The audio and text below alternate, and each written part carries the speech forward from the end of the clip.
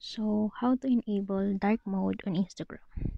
First, tingnan natin yung Instagram ko. Yan, naka-dark mode siya. Edit profile. Promotion. Click natin yung promotions. Yung insights. And setting. Yan, naka-dark mode.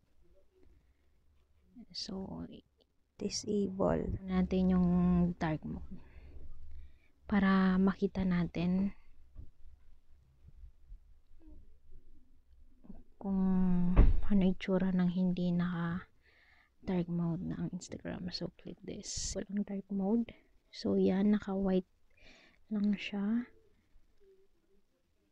Yung edit profile. White din. Promotions. Insights. Yan. And setting.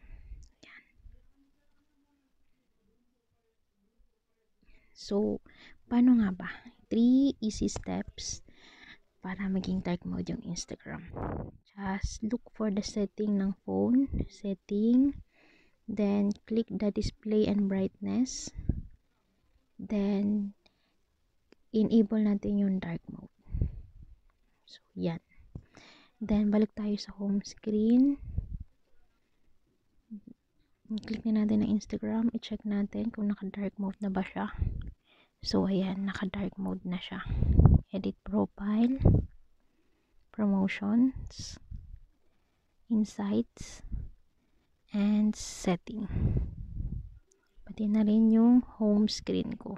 Yan, naka-dark mode na siya. So, maganda rin siyang tingnan. Hindi siya masakit sa mata.